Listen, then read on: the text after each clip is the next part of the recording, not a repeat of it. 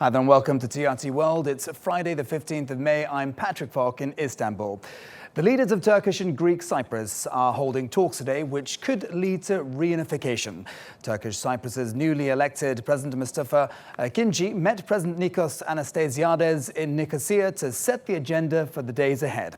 Cyprus has been divided between the Greek Cypriot South and Turkish Cypriot North since 1974, when Turkey sent troops after a Greek-inspired coup to unite the island with Greece.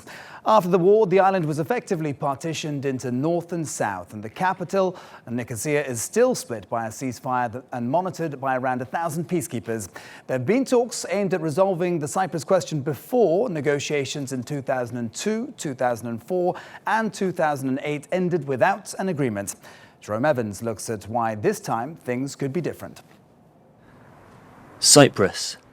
In Greek mythology, it's the birthplace of Aphrodite, the goddess of love. But this small island's recent history has been defined by acrimony. Cyprus, an island in the sun, a climate that inspires relaxation. But the political climate breeds riot and race hatred. It's a history of mistrust and violence between Turkish and Greek Cypriots. In the 1950s and 60s, violent clashes were commonplace between the majority Greek and minority Turkish population.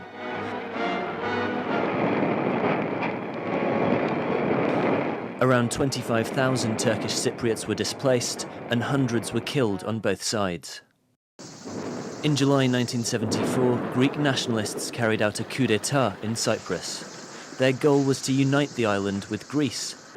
President Makarios III fled to London. They thought that I was killed. And indeed, they said over radio that I was dead. As you see, I am alive. 5 days later, Turkey sent troops to Cyprus. Hundreds of paratroopers were dropped and thousands of troops landed by sea. Turkish troops quickly took control of the northern third of the island. A ceasefire agreement allowed people displaced in the conflict to transfer to the side of the island their community controlled. The war had lasted only a few days, but the battle lines drawn in that conflict have persisted ever since.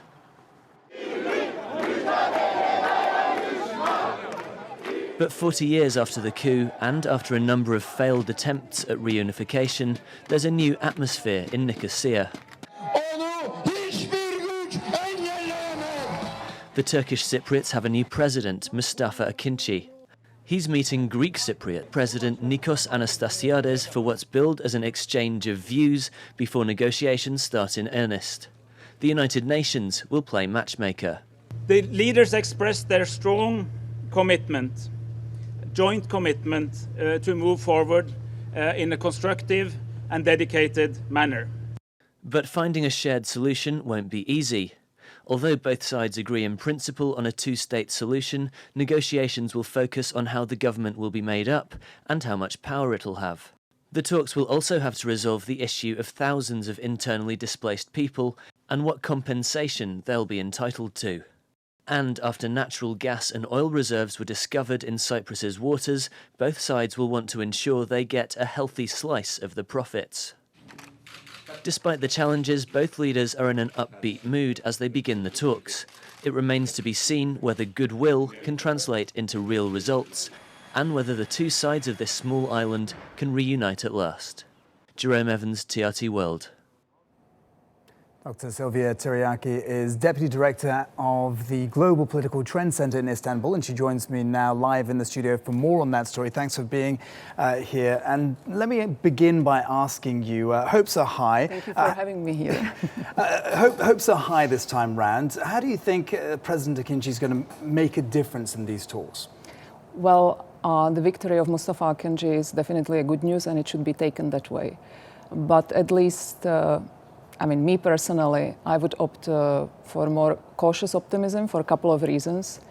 In the modern history or postmodern history of Cyprus problem, which I would date from the failure in the referendum on 24th of April 2004, since that time we have witnessed series of different combinations of leaders on Turkish Cypriot side and on the Greek Cypriot side. Before 2004, I mean, it was always about the late President Rauf Denktash, who was clearly and openly intransigent, and many people who didn't want to see the solution of Cyprus problem were hiding behind his intransigency. But there was no such a luxury after Talat was elected, after he won, and actually President Mehmet Ali Talat, he won on the same premises as Mustafa Akinci. He was offering the Turkish Cypriots the future in European Union, and he was very highly and openly pro-solution. But so, and even him with Dimitris Christofias, with the Greek Cypriot president, then they agreed upon the list of convergences and divergences, and this list is still on the table. So whenever there is a leader there who is willing to contribute into the solution, he can pick up on this list of divergences and convergences, and they can start from there. Okay, but do you think the desire is there? Well, I mean, obviously, on the side of Turkish Cypriot president, the desire is there, but we shouldn't, and I'm 100% sure that he will do his best, as we should do in the civil society and academia in Turkey, as Ankara should do, but as far as I can see, observing Cyprus problem for many years, Ankara has been doing that without any interruption. But we shouldn't forget that when Nikos Anastasiades was elected as a Greek Cypriot president, the president of the Republic of Cyprus, the hopes were high as well. So the media were full of reports. The hopes were actually exceeding the limits, but then the negotiations slowed down, they paced down, and obviously he had legitimate reasons. There was a crisis, economic crisis, but... Well, there are other factors coming into play this time round as well. Let's talk about the discovery of oil in Cypriot waters. How's that going to affect the negotiations? Well, I mean, that's not new. The discovery of I don't know how much oil, but gas in the Cypriot, in the waters around Cyprus. It's as I said, like, I mean, it's nothing new, and unfortunately, the reserves turn out to be lower than the expectations were. So for the time being, as far as I can see, it's more about politics than about the financial or economic profit. Years ago, former foreign minister, Greek Cypriot foreign minister, he said once, and he wrote it in newspapers as well, that discovery of oil and gas around Cyprus could be either curse or blessing for Cypriots, for both Greek Cypriots and Turkish Cypriots. I think it's completely up to them to decide which way they will take it. And what about Greece's ongoing talks with the EU and the economic situation there? How's that going to impact what's going on here?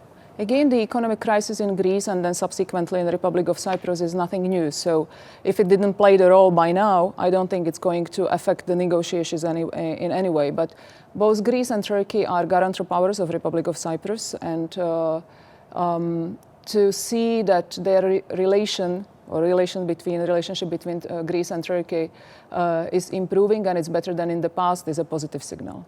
All right. Well, thank you very much indeed for that. That was Professor Sylvia Tiryaki there speaking to us.